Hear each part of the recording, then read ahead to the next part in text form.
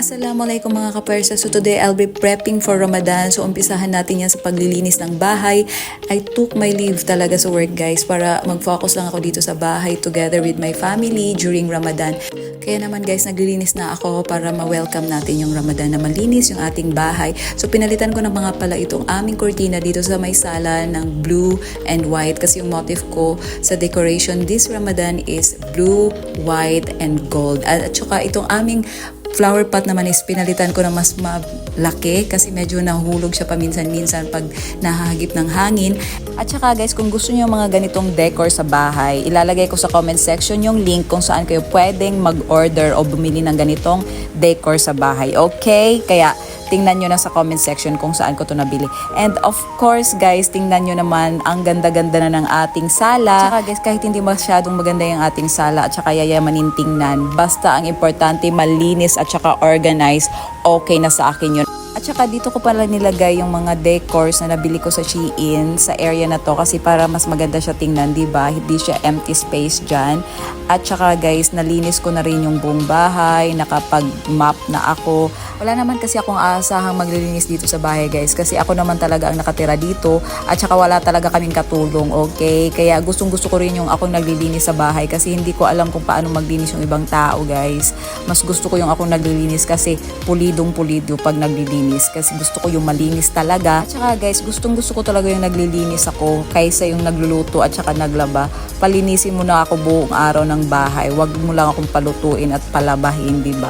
Yun yung gusto ko guys, yung nag-organize lang ako. So after kong maginis dito sa sala guys, sunod kong nilinisan yung aming kusina or yung dining area. Yan guys, yun na yung nabili kong mga placemat, nilagay ko na at saka yung mga flower vase ko at saka yung aking flower na gold para magmukha siyang sosyal. At dahil gutom kami buong araw nga, diba guys, kasi we are fasting, gusto ko naman pagkakain namin ng iftar, mas maganda yung aming kakainan, diba? So, ang ginawa ko guys, ginawa ko na siyang fine dining restaurant kasi may pa-table napkin tayo at saka pinaganda ko talaga yung pag-set up niyan guys. Parang yayamanin, diba? Kasi nga diba, kahit tuyo lang yung ulam, at least maganda yung ating kinakainan, diba? Ang ganda talaga niya guys. At kung napapanood man itong vlog ko ng mga professional when it comes to table setup, huwag nyo na siyang i-bash guys kasi ito lang talaga nakayanan ko. At least maganda din tingnan, diba? At saka kami lang naman kakain dito as long as it's presentable, okay na sa akin yun.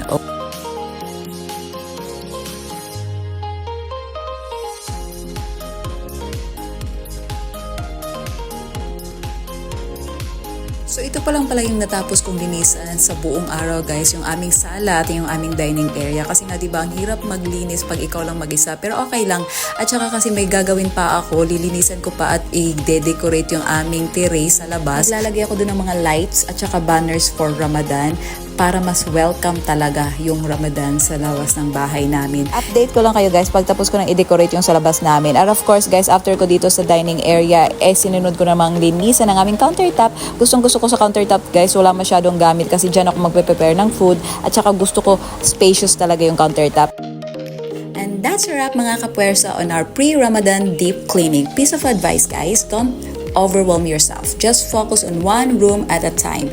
Thanks for watching you guys and let's get ready for Ramadan tomorrow. Bye!